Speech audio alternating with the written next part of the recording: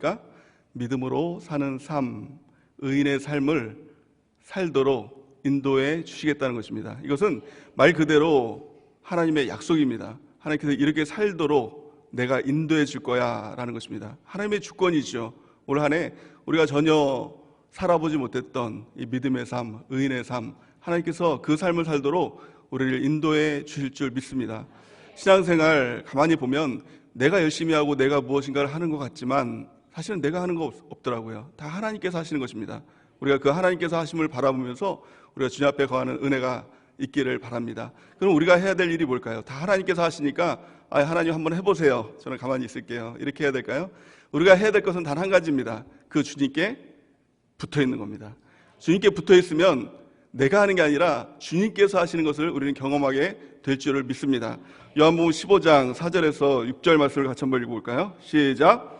내 안에 거하라. 나도 너희 안에 거하리라. 가지가 포도나무에 붙어 있지 아니하면 스스로 열매를 맺을 수 없음같이 너희도 내 안에 있지 아니하면 그러하리라. 나는 포도나무요 너희는 가지라. 그가 내 안에 내가 그 안에 거하면 사람이 열매를 많이 맺나니 나를 떠나서는 너희가 아무것도 할 수 없음이라. 사람이 내 안에 거하지 아니하면 가지처럼 밖에 버려져 마르나니 사람들이 그것을 모아다가 불에 던져 사르니라. 아멘. 우리의 생명이 어디에 있습니까? 우리의 생명은 주님께 있는 것입니다. 그러니까 주님께 붙어 있으면 주님께서 열매를 맺도록 인도해 주신다는 것입니다. 주님이 포도나무고 우리는 가지입니다. 가지의 생명은 포도나무에 붙어 있는 겁니다. 그러니까 저희 여러분들이 주님께 붙어 있는 은혜가 있길 바랍니다. 그러면 가지의 노력으로 열매가 맺어지는 것이 아니라 포도나무에서 땅으로부터 열매를 이 양분을 받고 하늘로부터 태양으로부터 빛을 받고 광합성을 받고 포도나무가 일할 때 가지는 열매를 맺는 은혜가 있게 될 줄 믿습니다. 우리는 가지입니다. 그래서 포도나무이신 주님께 붙어있는 것, 이것이 우리가 살 길이고 또 우리의 생명인 줄 믿습니다. 그렇다면 주님께 붙어있는다는 것이 무엇일까요? 그것은 우리가 세 가지를 붙드는 것입니다. 가장 첫 번째는 무엇이죠? 성령 하나님께 붙어있는 것입니다. 성령 하나님께 붙어있는 것이 무엇입니까? 그것이 바로 예배입니다. 예배는 성령 하나님이 일하시는 공간입니다. 우리가 예배 나오면 우리 주님께서 우리의 마음을 만져주시잖아요. 성령 하나님께서 우리의 마음을 만져주시고 찬양할 때 한량없는 그 은혜를 주시고 말씀을 들을 때 깨달음을 주시고 우리의 마음을 새롭게 해주시는 하나님의 은혜가 있지 않습니까? 이것이 바로 성령의 역사라는 것입니다. 성령께 붙어 있어야 됩니다. 그 예배에 붙어 있는 것이 성령 하나님께 붙어 있는 것이다 라는 것입니다. 두 번째는 말씀 대신 주님께 붙어 있어야 된다는 것입니다. 말씀에 붙어 있는 것입니다. 그럴 때 말씀을 통하여서 하나님께서 우리를 인도해 주시고 일해 주시는 것을, 내가 말씀을 붙들고 일하는 것이 아니라 말씀이 나를 붙들고 나를 변화시키고 말씀이 일하시는 것들을 우리가 경험하게 될 줄을 믿습니다. 그래서 우리가 말씀을 붙드는 것입니다. 말씀 붙드는 것이 무엇이죠? 그게 바로 매일 성경 통독 큐티입니다. 매일 성경을 읽고 붙들고 나아갈 때 우리가 말씀을 붙들고 또 말씀 안에서 하나님의 역사가 나타나게 될 줄을 믿습니다. 세 번째는요, 주의 몸된 교회에 붙어있는 것입니다. 교회는 그의 몸이니 만물 안에서 만물을 충만하게 하시는 이의 충만함이니라. 아멘이십니까? 내가 교회를 통해서 무엇인가 교회를 위해서 뭘 하는 것이 아니라 교회에 붙어있으면 교회의 충만함, 교회의 역사가 우리의 삶 가운데 나타나게 될 줄을 믿습니다. 우리가 성령과 성경과 교회에 붙어있을 때 이제는요, 내가 일하는 것이 아니라 하나님께서 일하시는 그 일들을 우리가 보게 될 줄을 믿습니다. 그냥 붙어있기만 하면 되는 겁니다. 하나님의 일하심을 보기 위해선 그냥 붙어있으면 돼요. 그래서 마귀는 우리를요, 그렇게 많은 부분에 있어서 터치를 하지 못합니다. 많은 부분에 깊숙이 들어오지 못해요. 그래서 마귀가 하는 일이 뭘까요? 못 붙어있게 하는 것입니다. 떨어지게 하는 것입니다. 떨어지면 어떻게 됩니까? 포도나무가 가지에서 떨어지면 사람들이 모아다가 사르는 것처럼 아무것도 아닌 존재가 되거든요. 그래서 마귀는 많은 것들을 하는 게 아니라 붙어있지 못하도록 하는 거예요. 근데 무엇을 통해 붙어있지 못하게 만들죠? 우리가 하나님의 일을 이루지 못하는 유일한 한 가지 일이 있어요. 이거 하면 하나님의 일을 이루지 못합니다. 다 하나님께서 하시는데 우리가 이것만 안 하면 돼요. 뭐죠? 그게 바로 포기예요. 내가 포기하지만 않으면 끝까지 가면 하나님의 구원의 역사가 있고요, 하나님의 놀라운 열매가 맺는 일들이 있게 될 줄 믿습니다. 그래서 성경은요, 끝까지 견디는 자가 구원을 받는다는 겁니다. 중간에 멈춰서면, 포기하면 구원도 없는 것입니다. 열매도 없는 것입니다. 하나님의 일도 없는 것입니다. 그래서 이 마귀가 쓰는 도구가 뭐냐면, 포기하도록 만드는 도구가 뭐냐면 그게 바로 낙심이에요. 그래서 하나님의 말씀이 선포되면 마귀들 일을 해야 되잖아요. 열심히 일합니다. 뭘로 일합니까? 자꾸 낙심시켜요. 낙심이라는 게 뭡니까? 마음이 떨어지는 거죠. 마음이 떨어지고 나면 자꾸 포기하게 되는 그런 일들이 일어나게 된다는 것입니다. 근데 포기하지 말라고 성경은 분명하게 말씀하고 있는 것입니다. 갈라디아서 6장 9절 말씀을 같이 한번 읽어볼까요? 시작. 우리가 선을 행하되 낙심하지 말지니 포기하지 아니하면 때가 이름에 거두리라. 아멘. 때가 있어요. 하나님의 때가 있습니다. 그 때가 되면, 그 때까지 우리가 견디면 반드시 열매 맺는 일들이 있게 된다는 것입니다. 마귀의 이 낙심에 무너지면 안 된다는 겁니다. 포기하면 안 된다는 것입니다. 우리가 끝까지 가는 주님의 백성 되는 은혜가 있기를 예수님의 이름으로 간절히 축원해 드립니다. 신앙생활 하면서 예수님을 믿으면서 제일 위험하기도 하고 제일 약한 사람 중에 하나가 누구냐면 해본 사람이에요. 예배를 드립시다 라고 하면 해봤는데요 이렇게 얘기하는 사람, 또 성경 톡톡 큐티 해야 됩니다, 말씀 붙들어야 됩니다 라고 하면 그거 다 해봤는데요, 또 셀예배 드려야 됩니다, 셀모임에 참석하셔야 됩니다 그러면 해봤는데요, 해봤다는 것은 뭐예요? 지금은 안 한다는 거예요. 포기했다라는 거예요. 그러면 해본 사람은요 마귀가 붙들고 사용하는 강력한 무기가 되는 거예요. 뭘 하려고 하면 해봤대요. 그러니까 자기만 낙심해서 무너지는 것이 아니라 딴 사람도 하지 못하도록 다 해봤는데 소용없었어. 소용없었나요? 하다가 그만두니까 소용없었던 거죠. 끝까지 하나님의 일을 바라보지 못하고 자기가 그만두면은 아무것도 아닌 게 되는 겁니다. 정말 불쌍한 사람이 되는 것입니다.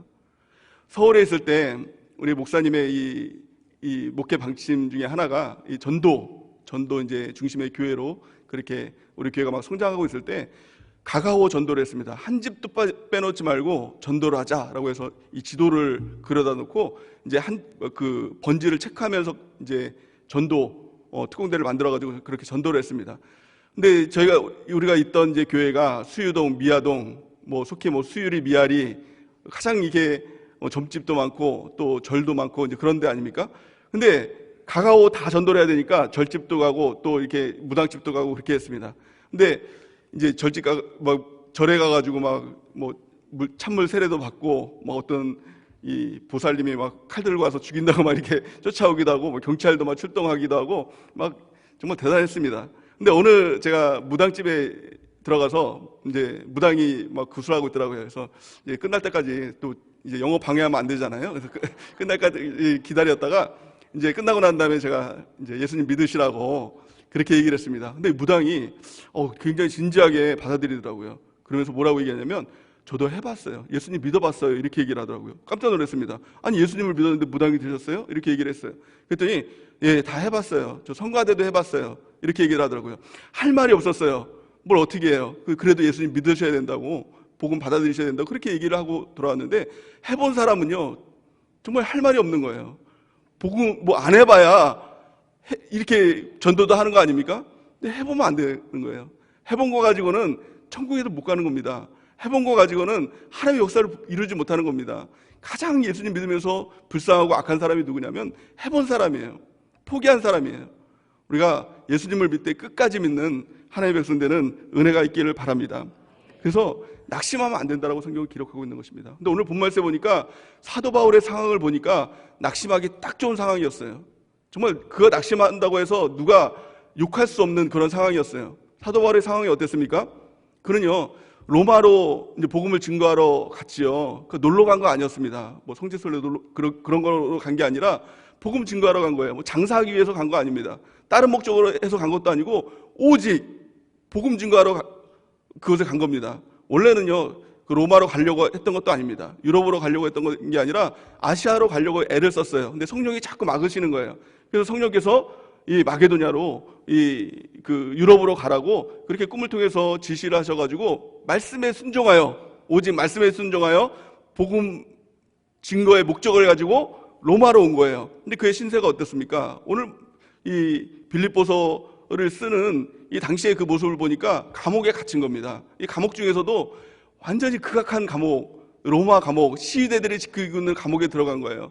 그냥 감옥에 있는 것뿐만이 아니라 하루에도 수없이 그렇게 매를 맞으면서 있는 겁니다. 또 미결수였어요. 앞으로 어떻게 될지 몰랐습니다. 그래서 죽을지 사형 선고가 내릴지 어떻게 될지 모르는 깜깜한 감옥에 있는 그런 상황이었어요. 정말 절망의 상황이었죠. 포기할 수밖에 없는 상황이었죠. 근데 사도 바울은 어땠습니까? 포기하지 않았어요. 오히려 자기만 포기하지 않았을 뿐만이 아니라 이 빌립보 교인들에게 편지를 쓰면서 너희는 기뻐해라. 무슨 말이에요? 나는 기쁘다라는 거예요. 기뻐하고 기뻐해라. 그 기쁨이 흘러넘쳤어요. 그렇다면요, 어떻게 우리가 바울처럼 이렇게 절망적인 상황 가운데서도, 포기할 수밖에 없는 이 상황 가운데서도 끝까지 주님을 붙들 수 있을까? 우리가 이것들을 살펴봐야 된다는 것입니다. 바울은요, 이렇게 얘기합니다. 오늘 본 말씀에 보니까 빌립보서 1장 20절 말씀에 보니까 이렇게 얘기합니다. 나의 간절한 기대와 소망을 따라 아무 일에든지 부끄러워하지 아니하고, 이렇게 얘기합니다. 약간 부끄러워하지 아니한다는 이 말이 어법에 약간 안 맞는 것 같죠. 그래서 정확한 이 원어적인 의미는 낙심하지 않는다는 겁니다. 다시 한번 볼까요? 나의 간절한 기대와 소망을 따라 아무 일에든지 부끄러워하지 아니한다. 낙심하지 아니한다. 하나님의 선한 일을 바라보는 자는 낙심하지 않는다라는 거예요. 나는 낙심하지 않는다. 절대로 낙심하지 않는다라는 그 자신감이 있었다는 것입니다. 이 히브리서 12장 3절 우리 같이 한번 읽어볼까요? 시작. 너희가 피곤하여 낙심하지 않기 위하여 죄인들이 이같이 자기에게 거역한 일을 참으신 이를 생각하라. 아멘. 이 사도 바울은 그 가운데서도 예수님을 생각하고 예수님을 바라봤다는 것입니다. 오늘 본 이 말씀을 근거해서 제목이 하나님을 끝까지 바라는 자예요. 이 바울은요, 하나님을 끝까지 바랐습니다. 최악의 상황 가운데서도, 최악의 환경 가운데서도 하나님을 끝까지 바랐다는 것입니다. 낙심하지 않았다는 거예요. 낙심의 그 원어적인 의미를 좀 살펴보기 원하는데요. 이 원어적인 이 의미를 살펴보면, 이 당시 때 로마는요, 이 원형 경기장에 귀족들이 노예들을 모아다 놓고 싸움을 시켰습니다. 그러니까 격투기, 지금으로 보면 이제 권투 경기 같은 그런 싸움을 시켰습니다. 한 사람이 죽을 때까지 이렇게 싸우는 그런 경기였습니다. 여기에서 유래된 게 이제 지금 우리가 보는 복싱, 권투 경기죠. 근데 권투 경기에서 가장 중요한 것 중에 하나가 때리는 것도 중요하지만 때리는 것보다 이 가드, 막는 것이 더 중요하다고 합니다. 때리면, 막으면 그 무용지물이 되지 않습니까? 그래서 이걸 가드라고 합니다. 가드를 바짝 올리고 있으면 아무리 때려도 이게 그 큰 충격을 받질 않죠. 근데 1회가 지나고 2회가 지나다 보면 힘이 들면 가드가 점점 내려오는 겁니다. 그래서 이 원어적인 의미가 뭐냐면, 낙심의 원어적인 의미는 가드가 내려온다는 거예요. 그러면 결국에 마귀의 공격 가운데 맞게 된다는 겁니다. 그래서 성경에 보면 믿음의 방패를 붙들어야 된다. 믿음의 방패가 내려오면 마귀의 불화살에 맞게 되는 것, 이게 바로 낙심이라는 것입니다. 그래서 우리는 끝까지 주님을 바라보는 것이 무엇입니까? 그것이 가드를 올린다는 거예요. 마귀의 어떤 공격 가운데서도 지켜주는 것, 믿음의 방패를 올린다는 것. 그래서 우리가 낙심하지 않는다는 것은 가드를 올린다, 믿음의 방패를 붙든다, 이런 뜻을 가지고 있는 것이죠. 그래서 오늘 빌립보서 1장 20절에 전하는 메시지의 핵심은 하나님을 끝까지 바라보는 자는 결코 낙심하는 일이 없다라는 것입니다. 우리 자녀분들과 한번 인사할까요? 절대로 낙심하지 맙시다. 인사하시겠습니다.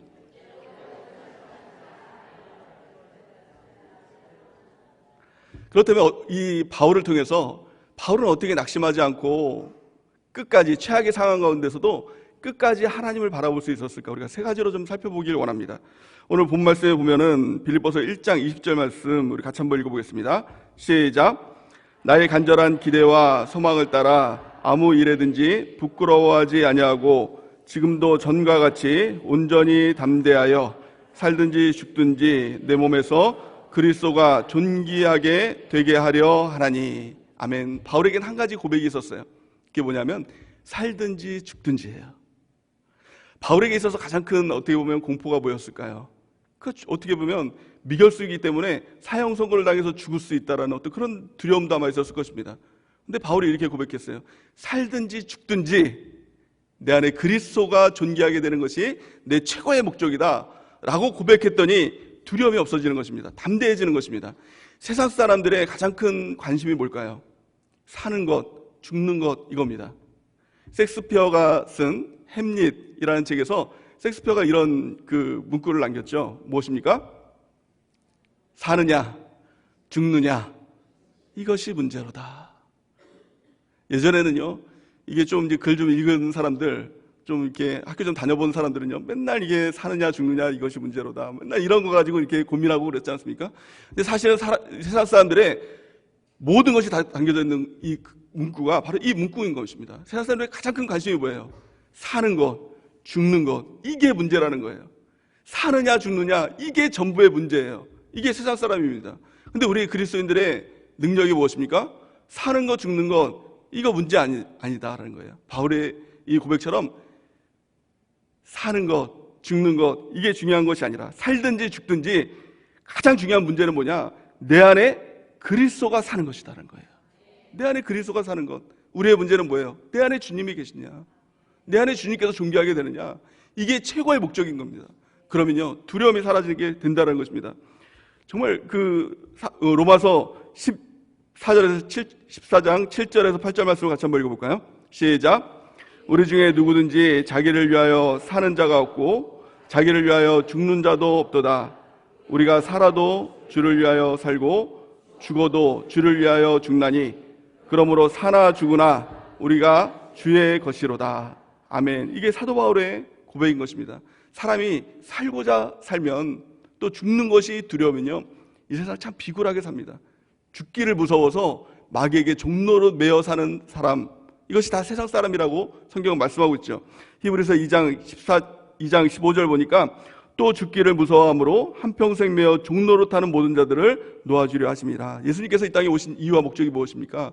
세상 사람들을 구원해 주시기 위해서 이 땅에 오신 것입니다. 근데 세상 사람들이 어떻게 살죠? 죽기를 무서워하니까 마귀의 종대에서 이 땅을 살아가고 있는 사람들이 이 땅의 이 사람들이었다는 것입니다. 히브리서 2장 14절 말씀 같이 한번 읽어보겠습니다. 시작.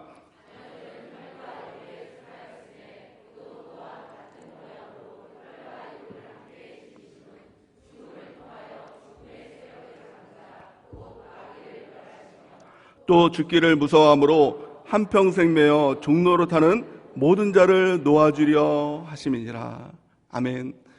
예수님께서 이 땅에 오신 목적은 죽음의 세력을 멸하기 위해서 이 땅에 오셨다는 거예요. 마귀는 죽음의 세력을 쥐고 너 그러면 죽어, 이거 가지고 우리를 평생 끌고 다니는 것입니다. 회사에서도 마찬가지죠. 회사에서 죽는 것이 무엇입니까? 퇴직당하는 거예요. 너 그러면 잘려.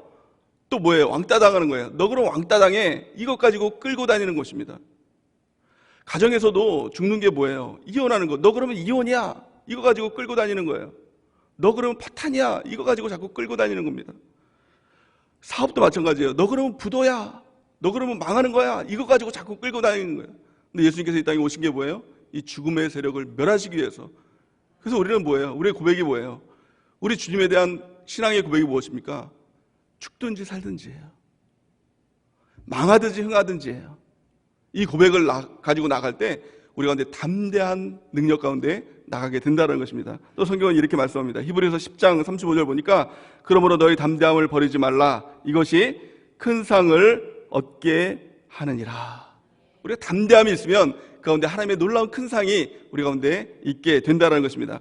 다니엘 3장에 보니까 느부갓네살 왕이라는 사람이 나옵니다. 그가 큰 신상을 만들어 놓고 누구든지 그 가운데 와서 절을 하라. 그렇지 않으면, 절을 하지 않으면 죽여버리겠다라고 선포를 했습니다.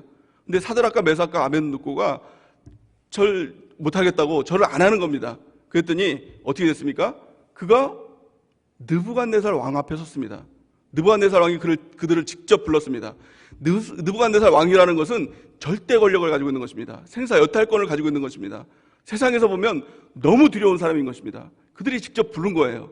다니엘 3장 13절 보니까 느부갓네살 왕이 노하고 분하여 사드락과 메삭과 아벤느고를 끌고 오라 말하매 드디어 그 사람들을 왕의 앞으로 끌고 온지라. 느부갓네살이 그들에게 물어 이르되 사드락 메삭 아벤느고야, 너희가 내 신을 섬기지 아니하며 내가 세운 금신상에게 절하지 아니한다 하니 사실이냐? 이렇게 물어본 거예요. 어떻습니까? 절대 권력을 가지고 나의 생사여탈권을 가지고 있는 사람이 직접 이제 물어보니까 얼마나 그 두려움이 있었겠어요. 근데 사드락과 메삭과 아벤느고의 고백이 무엇이었습니까? 살든지 죽든지의 고백이었어요. 다니엘 3장 16절 우리 같이 한번 읽어보겠습니다. 시작. 사드락과 메삭과 아벤느고가 왕에게 대답하여 이르되 느부갓네살이여, 우리가 이 일에 대하여 왕에게 대답할 필요가 없나이다. 왕이여, 우리가 섬기는 하나님이 계시다면 우리를 맹렬히 타는 풀무불 가운데서 능히 건져내겠고 왕의 손에서도 건져내시리이다. 그렇게 하지 아니할지라도 왕이여 우리가 왕의 신들을 섬기지도 아니하고 왕이 세운 금 신상에게 절하지도 아니할 줄을 아옵소서. 아멘. 이 고백입니다. 느부갓네살 왕 앞에 그 고백을 하는 거예요. 살든지 죽든지 이 고백하는 거예요. 나의 하나님이 계시다면 하나님께서 나를 구원해 주실 것입니다. 이것이 우리의 믿음의 고백이죠.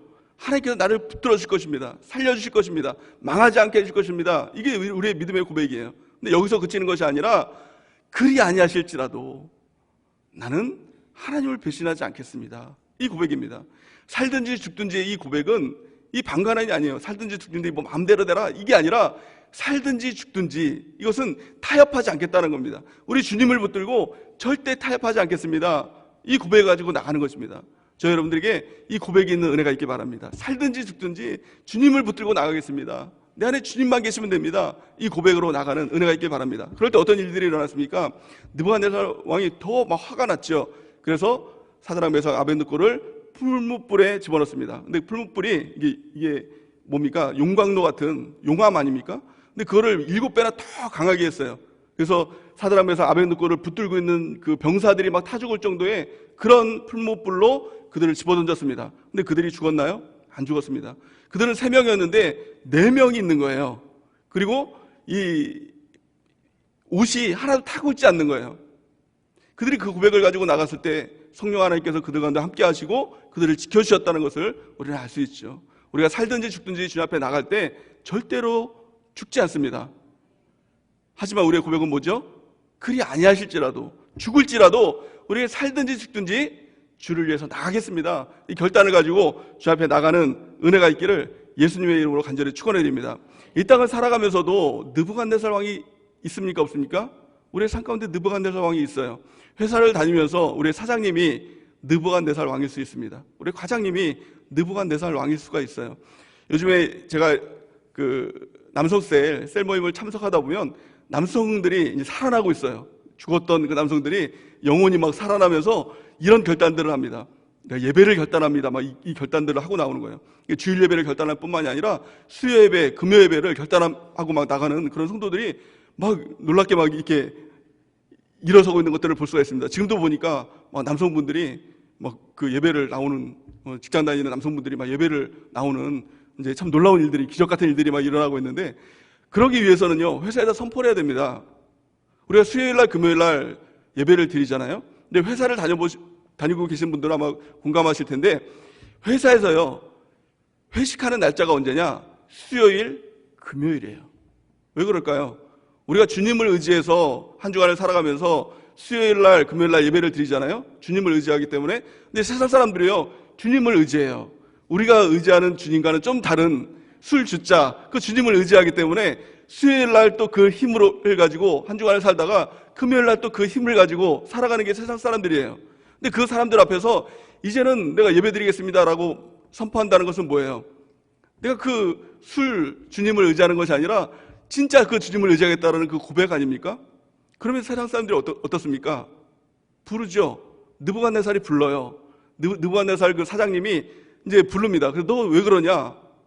너 그러면 잘린다. 너 그러면 왕따 당한다. 그럽니다. 근데 우리 세종의 이 귀한 우리 집사님들이 선포하는 거예요. 내가 그러할지라도 예배드리겠습니다. 살든지 죽든지 예배드리겠습니다. 이 고백을 하는 거예요. 근데 결국에는 어떻게 되느냐? 고백한 사람이 이기더라는 거예요.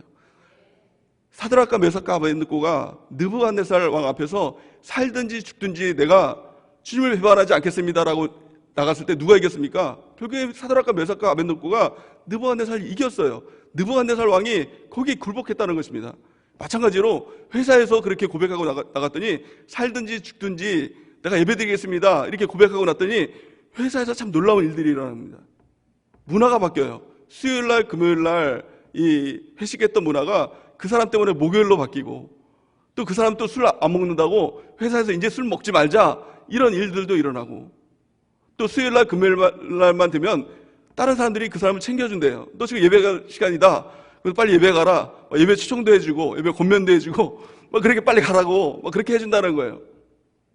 이기는 거죠. 살든지 죽든지, 그래야 이기는 것입니다. 이게 없으면 평생 끌려다니는 거잖아요. 느부갓네살 사장님께 평생 끌려다니는 거 아닙니까? 느부갓네살 과장님께 계속 끌려다니는 거 아니에요? 그래서 결국에는 마귀의 종로를 타는 거 아니에요? 여러분들 살든지 죽든지 예배드리겠다고 선포하는 은혜가 있기를 바랍니다. 살든지 죽든지 큐티하겠다고 선포하는 은혜가 있기를 바랍니다. 살든지 죽든지 셀모임 참석하겠다고 선포하는 은혜가 있기를 바랍니다. 그럴 때 하나님의 놀라운 기적이 일어나는 것입니다. 놀라운 일들이 우리 가운데 있게 되는 것입니다. 그럴 때 끝까지 견고하게서는 하나님의 역사가 나타나게 될 줄을 믿습니다. 남성분들만 느부갓네살이 있는 거 아닙니다. 여성분들도 느부갓네살이 있지요. 어떤 분들은 믿지 않는 남편이 느부갓네살일 수가 있습니다. 예배 나가면 또 죽여버릴 거야, 이혼이야. 그래도 어떻게 합니까? 살든지 죽든지죠. 선포해야 돼요. 그래서 선포하니까 어떻게 됩니까? 그 느부갓네살들이요, 우리 교회를 오기 시작하더라는 거예요. 비록 표정은 안 좋지만 이렇게 생뚱한 표정으로 인상 박박 쓰면서 막 이렇게 와서 등록 건면하면 저 이 교회 안 다닙니다 막 이렇게 하면서 그러던 분들이 얼마 전에 또 등록까지 하더라고요. 놀라운 일들이 일어나는 겁니다. 또 어떤 분들은 시부모님들이 느부갓네살인 사람이 있어요. 자꾸 제사 때만 되면 와서 제사 지내라 절해라 막 이런 분들이 있죠. 뭐 어떻게 됩니까? 살든지 죽든지 이제 제사 안 지내겠습니다 선포해야 됩니다. 또 주일날만 되면 어떻습니까? 그 손주 보고 싶다고 예배 가야 되는데 자꾸 오래요. 그러면 어떻습니까? 또 느부갓네살이 무서우니까 죽을 것 같으니까 가죠. 쫓아가죠. 그럼 평생 신앙에 뿌리가 내려지지 않아요. 주일성수의 신앙이 절대 내려지지 않습니다. 어느 순간 선포해야 돼요. 살든지 죽든지 내 교회에서 예배드리겠습니다 선포해야 됩니다. 그럼 어떤 일들이 일어날까요? 죽을 것 같지만 절대 죽지 않아요. 얼마 전에 요즘에 보니까 낯선 그 노부부가 주일날 예배를 나오는 것을 볼 수가 있어요. 누구냐고 등록 건면을 했더니 자기는 누구의 시어머니라고 시아버지라고 이렇게 얘기합니다. 우리가 안 가니까 그들이 오는 거예요. 느부갓네살의 교회를 오는 겁니다. 파주로 오는 겁니다. 그래서 믿지 않는 그 부모가 와서 뭐예요? 다 예배 들어가는데 손주 예배 들어가니까 손주 보고 싶어서 예배까지 따라 나오는 겁니다. 그런 역사가 일어나는 거예요. 우리는 이기는 자가 돼야 돼요. 어떻게 이깁니까? 살든지 죽든지 이 믿음 가지고 나가야 이기는 것입니다. 살든지 죽든지 세상 사람들은 사느냐 죽느냐 이렇게 얘기하지만 우리는 살든지 죽든지 주님만 계시면 됩니다. 주님만 붙들고 나가겠습니다. 주님만 내 안에 존귀하면 됩니다. 이 고백을 가지고 나아갈 때 하나님의 역사가 일어나게 되는 것입니다. 이 죽음을 뛰어넘어야 됩니다. 이 사는 것도 뛰어넘어야 됩니다. 저 여러분들이 그 고백 가운데 승리하는 은혜가 넘치기를 예수님의 이름으로 간절히 축원해 드립니다. 두 번째, 바울은요 어떻게 낙심하지 않고 끝까지 주님을 바라보는 자가 됐을까라는 것입니다. 그 비결이요, 바울의 능력 가지고는 안 된다. 내 능력 가지고는 안 된다는 거예요. 누구의 능력을 가져야 됩니까? 하나님의 능력으로 되는 것입니다. 내 능력 가지고는 주의 믿음 생활 할 수 없는 것입니다. 믿음의 길을 갈 수 없는 것입니다. 주님의 능력을 붙들고 우리가 주 앞에 나갈 때 그 길을 갈 수 있는 것입니다. 그 능력이 무엇입니까? 그것이 바로 복음의 능력이다라고 바울은 고백하고 있는 것입니다. 로마서 1장 16절 말씀 우리 같이 한번 읽어보겠습니다. 시작. 내가 복음을 부끄러워하지 아니하노니 이 복음은 모든 믿는 자에게 구원을 주시는 하나님의 능력이 됨이라. 먼저는 유대인에게요 그리고 헬라인에게로다. 아멘. 바울이 붙들었던 것 능력이었어요. 내 능력이 아니라 주님의 능력, 복음의 능력. 이 능력이라는 단어가 원어로 보면 두나미스라고 합니다. 여기서 파생된 말이 바로 우리가 잘 아는 다이너마이트예요. 그 능력이 보기에는 정말 아무것도 아닌 것 같습니다. 너무 작은 것 같아요. 근데 다이너마이트가 어떻습니까? 이 정말 작은 거, 아무 보잘것없는 나무떼기 같은 거 여기에다 불을 붙이면 어떻습니까? 건물이 무너지고 산이 무너지고 폭발하게 되는 놀라운 역사가 일어나지 않습니까? 우리 복음도 마찬가지라는 거예요. 복음에 주님의 능력이 부어지고 이 불이 붙기 시작하면 폭발하는 놀라운 역사가 일어나게 된다는 것입니다. 우리는 이 복음의 능력으로 살아야 됩니다. 내 능력이 아니라 복음의 능력을 붙들고 나갈 때 하나님의 역사가 나타나고 우리가 끝까지 낙심하지 않고 승리하는 역사가 나타나게 될 줄을 믿습니다. 그렇다면 중요한 게 뭡니까? 복음이 뭔지를 알아야죠. 복음이 무엇이죠? 성경은 두 가지로 말씀하고 있는데 고린도전서 15장 3절에서 4절 같이 한번 읽어보겠습니다. 시작. 내가 받은 것을 먼저 너희에게 전하였노니 이는 성경대로 그리스도께서 우리 죄를 위하여 죽으시고 장사 지낸 바 되셨다가 성경대로 사흘 만에 다시 살아나사. 아멘. 두 가지를 말씀하고 있어요. 첫 번째는 뭐예요? 예수님이 우리를 위해서 십자가에 달려 죽으셨다. 이게 십자가의 복음이라는 겁니다. 또 두 번째는 뭐예요? 사흘 만에 다시 살아나셨다라는 거예요. 무엇대로? 성경대로. 이게 복음입니다. 복음은 무엇입니까? 하나님이 말씀을 하시고 말씀대로 이루시는 것이 복음입니다. 또한요, 예수님께서 십자가를 통해서 우리의 모든 죄를 다 담당하시고 죽으셨다. 그와 함께 나도 죽었다. 이게 복음이에요. 우리의 못난 것, 우리의 죄성들, 우리 너무 연약한 들 있지 않습니까? 정말 추한 것들 있지 않습니까? 이게 예수님과 함께 죽었다는 거예요.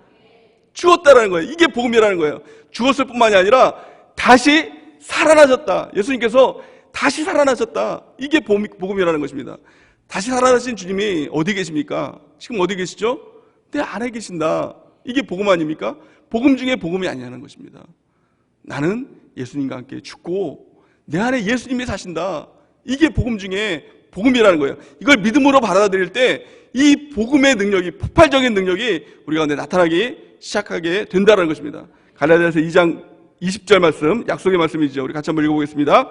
시작. 내가 그리스도와 함께 십자가에 못 박혔나니 그런즉 이제는 내가 사는 것이 아니요 오직 내 안에 그리스도께서 사시는 것이라. 이제 내가 육체 가운데 사는 것은 나를 사랑하사 나를 위하여 자기 자신을 버리신 하나님의 아들을 믿는 믿음 안에서 사는 것이라. 아멘. 나는 예수님과 함께 십자가에 죽었습니다. 내 안에 예수님께서 사십니다. 이제 내가 사는 것은 나를 위하여서 자기 자신을 버리신 주를 위하여 사는 것입니다. 이게 복음인 것입니다. 이것을 우리가 믿는다면, 또 이것을 붙들고 산다면 우리 약속의 말씀대로 믿음의 삶을 살아가는 것, 이 복음의 역사가 우리 가운데 나타나게 될 줄을 믿습니다. 이것을 우리가 믿음으로 오늘도 고백하고 이 능력으로 살아가는 은혜가 있길 바랍니다. 그러면 우리의 삶 가운데 참 놀라운 하나님의 믿음의 역사가 나타나게 될 줄을 믿습니다. 그런데 문제는 무엇입니까? 이것이 예배 때는 또 믿어졌다가 또 어떤 상황에서는 내가 자꾸 드러나고 그럴 때는 또 안 믿어지죠. 아유, 내가 아직 안 죽었는데? 죽었다니까. 자꾸 안 죽었는데? 이런 자꾸 불신들이 자꾸 생겨나고 왔다 갔다 하는 거예요. 복음도 믿어질 때는 그냥 확실히 믿어졌다가 또 안 믿어질 때는 안 믿어지고 왔다 갔다 하는 시간이 된다는 거예요. 그렇다면 어떻게 하면 이 믿음이 바뀌지 않는, 흔들리지 않는 확실한 믿음이 될까? 어떻게 하면 그렇게 될까요? 이것이 복음인데 이 복음을 우리가 믿을 뿐만이 아니라 두 번째는요, 복음을 증거하는 겁니다. 증거하면 단지 전도하는 그 자체로 끝나는 것이 아니라 복음이요, 내 안에서 확실한 믿음이 되는 거예요. 흔들리지 않는 믿음이 되는 겁니다. 이게 복음 증거의 능력이라는 것입니다. 성경 디모데후서 1장 12절 말씀을 같이 한번 읽어보겠습니다. 시작. 이로 말미암아 내가 또 이 고난을 받되 부끄러워하지 아니함은 내가 믿는 자들을 내가 알고 또한 내가 의탁한 것을 그날까지 그가 능히 지키실 줄을 확신함이라. 아멘. 내가 복음을 부끄러워하지 않고 증거하기 시작할 때 하나님께서 나를 붙들어 주신다는 겁니다. 확실하게 붙들어지는 거예요. 그러면요, 견고한 신앙을 갖게 된다는 것입니다. 견고한 복음의 능력 가운데 나가게 된다는 것입니다. 복음을 증거하면요, 참 놀라운 하나님의 기쁨이 있습니다. 세상이 주지 못할 그 기쁨을 누리는 것, 이것이 복음의 능력입니다. 우리가 신앙생활 하다가 기쁨이 사라지는 것 같은 그런 마음이 들 때 내 안에 복음이 있는가, 이것들을 점검해야 됩니다. 우리 안에 복음이 있습니까? 내가 정말 예수님과 함께 죽었다, 이것이 정말 믿어집니까? 또 내 안에 예수님께서 사신다, 이것을 정말 믿고 있습니까? 선포하고 있습니까? 만약 그렇지 않다면 이것을 확실하게 믿고 선포해야 됩니다. 그래야 복음이 내 안에 들어오는 거예요. 내 능력 가지고는 안 되는 겁니다. 복음의 능력으로 살아가야 된다는 거예요. 또 이것 가지고 안 된다 그러면 이거를 증거하면 됩니다. 말해주면 됩니다. 자녀에게 말해주고 주변 사람들에게 이거 복음을 증거하면 이게 내 믿음이 되는 겁니다. 확실한 믿음이 돼요. 그리고 우리 안에 놀라운 하나님의 기쁨이 있는 것입니다. 제가 3년 전에 주일날 일부 예배 때 설교를 증거할 기회가 돼서 증거했던 주일이 있었습니다. 근데 밤에 주일날 밤에 일찍 자고 일찍 일어나야지 그러고 잠을 잤는데 배가 너무 아픈 겁니다. 그래서 배가 너무 아파가지고 한숨도 잠을 못 잔 거예요. 너무 긴장해서 그런가 보다 그렇게 생각이 됐는데 잠을 못 자니까 이제 집사람도 깨어나가지고 편의점에 가가지고 뭐 소화제도 사오고 막 이렇게 무슨 배 아픈데 먹는 약도 사오고 뭐 손도 따고 막 별걸 다 해봤는데 계속 배가 아픈 거예요. 그래서 주일이니까 또 설교를 해야 되니까 설교를 하고 또 주일날 이제 예배를 드리고 저녁 예배까지 드렸는데 그 배가 너무너무 아픈 겁니다. 그래서 이제 담임 목사님께 말씀드리고 회의 참석 못하고 예배 끝나자마자 이제 병원에 간 겁니다. 파주병원에 갔는데 이제 CT를 촬영을 했어요. 그때 이 의사가 이걸 보면서 저한테 이렇게 얘기하더라고요. 참 우리 병원에 참는 것에 참 재능 있으신 분 왔다고 이렇게 참았냐고. 그래서 원래 이게 맹장이었는데 이게 터져가지고 복막염이 됐대요. 그래서 이 온통 그 고름들이 막 배 안에 가득해서 원래 이 맹장 수술은 복강경으로 해가지고 뭐 간단하게 할 수 있는 수술인데 이걸 이제 배를 개복을 해가지고 일주일 동안 이제 계속 이제 누워 있는 겁니다. 누워 있으면서 이제 성도들이 와서 이제 그런 얘기들을 하잖아요. 이제 병원에 와서 아이고 하나님께서 쉼을 주셨나 봐요. 이제 쉬세요. 이런 얘기를 이제 하고 가지 않습니까? 근데 쉬는 게 아니잖아요. 아파서 누워서 꼼짝도 못 하고 있는데 이제 그런 말을 하고 나니까 이제 그런 생각이 들었어요. 저도 이제 병원 신방을 가면은 하나님께서 쉼을 주셨나 봐요. 이런 말을 하는데 절대로 그런 말 하지 말아야겠다. 이게 덕담이 아니다. 이게 누워 있는 사람에게는 놀리는 거다. 이런 생각이 들었어요. 그런 생각이 들면서 꼼짝도 못하고 이제 일주일 동안 있으면서 이런 하나님 앞에 이런 좀 원망이 들었어요. 하나님, 제가 주일날 설교도 하고 또 이렇게 열심히 이제 주일날 뭐 봉사도 하고 내가 뭐 잘못한 것도 없는데 뭐 하나님 내가 뭐 이렇게 징계를 받는 겁니까? 이거 뭐 하는 겁니까? 이렇게 저는 이렇게 꼼짝 못하고 있습니까? 막 이런 마음도 들고 막 그러면서 하나님 제가 왜 여기 누워 있죠? 여기는 어디죠? 저는 누구죠? 막 이런 기도도 나오고 자 이렇게 이제 일주일만 보내고 있는데 가만히 누워 있다 보니까 막 소리들이 막 들리더라고요. 거의 6인실이었는데 옆에 있는 사람들의 막 소리가 들렸어요. 그 사람들이 실망하는 소리들이 들리고 힘들어하는 소리도 막 들렸어요. 그러면서 드는 생각이 저들은 예수님을 믿을까? 라는 생각이 들었어요. 그리고 나서 이제 태어날 때쯤 돼가지고 이제 걸어다닐만 하니까 제가 이제 다니면서 이제 예수님 믿으시라고. 근데 한 사람도 예수를 믿는 사람이 없더라고요. 그 6인실에 5명이 예수님을 믿으시라고 복음을 증거했어요. 또 간호사들을 이제 만나면서 그동안 너무 감사했다고 주사하느라고 수고했다고 그러면서 또 복음을 증거했어요. 우리 교회도 소개하고 이제 그렇게 하고 나오는데 좀 놀라운 일들을 경험했어요. 뭐냐면 기쁨이었어요. 한없는 기쁨이 막 하늘부터 내려오는 막 그 기쁨이 가득 채우는 거예요. 가득 채워지는 거예요. 가득 채워지는 거예요. 이거 뭐 제가 차 샀을 때의 기쁨과는 좀 상상할 수 없을 정도의 차원이 틀린 기쁨이었어요. 하나님이 이렇게 말씀하시는 것 같았어요. 잘했다. 잘했다 내 아들아. 너무너무 기쁜 거예요. 이 복음의 능력이 기쁨의 능력인 겁니다. 기쁨 없으십니까? 목요일 날 몇 시죠? 4시에 4시 맞죠? 중심상가로 가보세요. 그러면은 우리 성도들을 만날 수 있을 거예요. 그러면 주보 좀만 달라 그러세요. 그리고 같이 전도를 해보세요. 그러면 기쁨이 막 샘솟아요.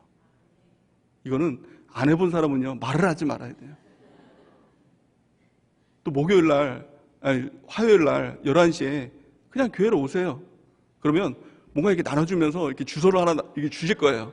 그거 들고 그냥 거기다가 그냥 꽂아 놓으세요. 이게 직접 전도팀인데 한번 해보세요. 기쁨이요. 말할 수 없는 기쁨이 있어요. 예수님 믿으세요. 라는 말 한마디에 중요한 것은요, 그 사람을 위해서 내가 전도한다고 생각하지만 그 기쁨은요, 내 안에 있는 것입니다. 우리 안에 느부갓네살들 있죠? 찾아가 보세요. 느부갓네살들에게 복음을 증거해 보세요. 사장님, 예수님 믿으셔야 됩니다. 처음에는 길길이 날뛸 수 있어요. 그런데요, 결국에는요, 주종이 바뀝니다. 느부갓네살이요, 사드락과 메삭과 아벳느고를 두려워하기 시작했어요. 사장님이요, 일개 사원인 우리를 두려워하기 시작합니다. 이게 하나님의 역사예요. 느부갓네살 시어머니들에게 찾아가세요. 어머니, 아버지, 예수님 믿으셔야 돼요. 말하면요, 주종이 바뀝니다. 그 전까지는요, 시어머니가 너무 무서워서 졸졸 쫓아다녔는데 이제는 시부모님이 나를 두려워하기 시작해요. 복음 증거할 때 복음의 능력으로 살아가는 하나님의 역사가 나타나게 될 줄 믿습니다. 마지막 세 번째, 이 사도 바울은 이 극악한 상황 가운데서도, 정말 최악의 상황 가운데서도 어떻게 낙심하지 않고 끝까지 믿음을 짓고 주님을 바라볼 수 있었을까? 그것은요, 그의 소망이었어요. 어디에 소망을 뒀을까요? 그는요, 천국에 소망을 뒀어요. 천국 바라보면요, 끝까지 갈 수 있습니다. 근데 누구라도 이 땅만 바라보잖아요. 끝까지 못 가요. 우리가 끝까지 갈 수 있는 비결, 그것은 천국 바라보는 것입니다. 오늘 말씀 보니까 빌립보서 1장 21절 보니까 이는 내게 사는 것이 그리스도니 죽는 것도 유익함이라. 우리 그리스도인에게 있어서 유익함이에요. 죽음은요, 유익함이에요. 천국에 갈 수 있으니까. 세상 사람들은요, 절대 저승에, 세상 사람은 저승이라고 하잖아요.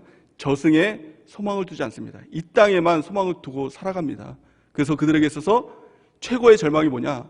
죽음이에요. 그래서 세상 사람들이 아버지나 또 지인들이 죽으면 부르는 노래가 있어요. 뭐라고 부르죠? 무슨 노래 부르죠? 장성곡을 부르죠. 장성곡이 뭡니까? 이제 가면 언제 오나, 이제 가면 언제 오나, 에에 이런 노래를 부르지 않습니까? 이제 가면 언제 오나. 그러니까 뭐예요? 오라는 거예요. 가지 말고 오라는 거예요. 자꾸 오라는 거예요. 근데 그 사람들 보고 우리가 뭐라고 하면 안 돼요. 이해를 해줘야 돼요. 그 사람들 입장에서 보면 그게 맞거든요. 이 땅이 지옥보다 살기가 훨씬 좋잖아요. 그러니까 지옥에 가니까 너무 슬프니까 이제 가면 언제 오나, 이제 가면 언제 오나, 이리 와라 이렇게 합니다. 근데 우리의 소망은 뭐예요? 이 땅보다 천국이 좋습니까? 안 좋습니까? 훨씬 좋죠. 말할 수 없을 만큼 좋죠. 그러니까 우리가 죽으면 찬양을 부릅니다. 찬송을 부릅니다. 근데 뭐라고 찬송합니까? 천국에서 만나보자. 천국에서 만나보자. 요단강 건너서 만나리. 거기서 만나자는 거예요. 여기가 아니라 오지 말라는 거예요. 내가 갈 테니까 오지 말라는 거예요. 왜요? 천국이 훨씬 좋으니까. 이 소망입니다. 이 바울이요, 이 소망을 갖고 있으니까 이 땅에서의 그 고난이 아무것도 아닌 거예요. 나에게 천국이 기다리고 있으니까. 내가 죽는 것도 유익하니까. 세상 사람들 죽으면 안 된다 그러잖아요. 죽지 말라 그러잖아요. 그래서 이 초상집 가면은 예수 믿는 사람과 예수 안 믿는 사람들이 극한 갈리지 않습니까? 초상집은, 이 예수 안 믿는 사람들 초상집 가면 말 그대로 초상집이에요. 완전 슬픈 집이에요. 예수 믿는 사람들은 어떻습니까? 기쁨이 있죠. 우리 어머니 아버지 뭐 잠시 헤어지는 것은 좀 슬프지만, 좀 아쉽지만 천국에서 사실 날을 기대하니까 그 기쁨이 있지 않습니까?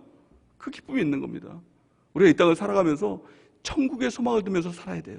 그러면 이 땅에서 낙심할 일이 없습니다.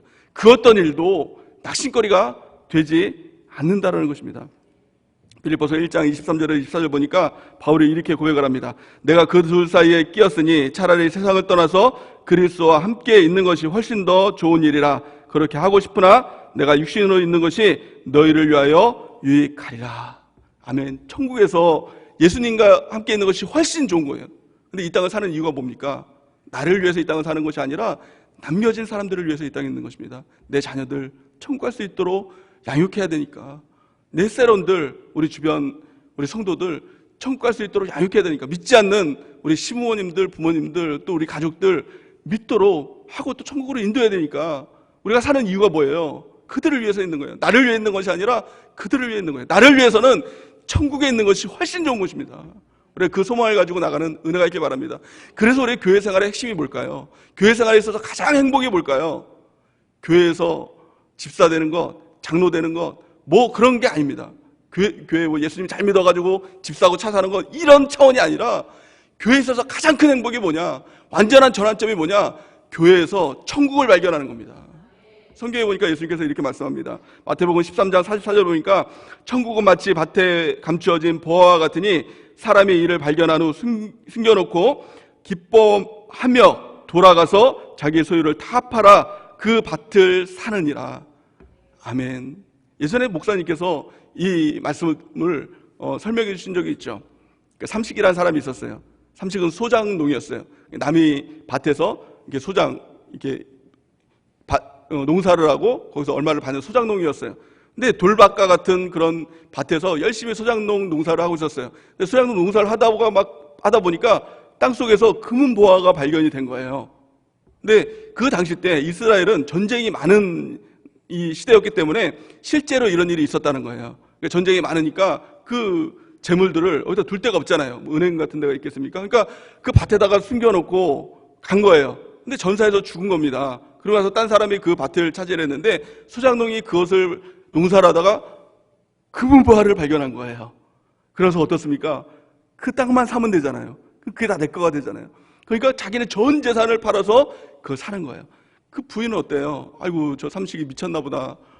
그 돌밭을 저렇게 전 재산 다 들여 산다고 안 된다고 막 바지 가랭이 잡고 막 난리 쳤겠죠. 근데 삼식이는 뭐예요? 얘기를 하면 그게 퍼지면 안 되니까 너희들은 몰라 이 기쁨을. 너희들은 몰라 이 기쁨을. 누가 욕해도 저 삼식이 돌았다. 돌아가지고 전 재산 팔아가지고 저 돌밭 산다. 얘기해도 말할 수 없는 거예요. 말할 수 없는 기쁨. 너희들은 몰라 내 기쁨을. 천국의 기쁨을. 이것을 경험하는 것이 교회 생활입니다. 돌밭이 뭐예요?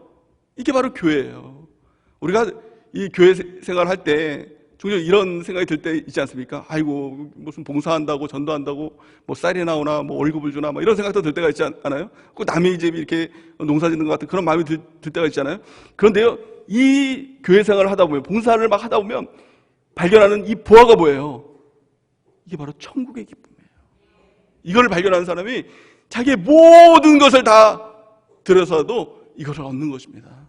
이 천국의 기쁨을 누리면 이 땅에서 낙심할 일이 없는 겁니다. 슬퍼할 일이 없는 겁니다.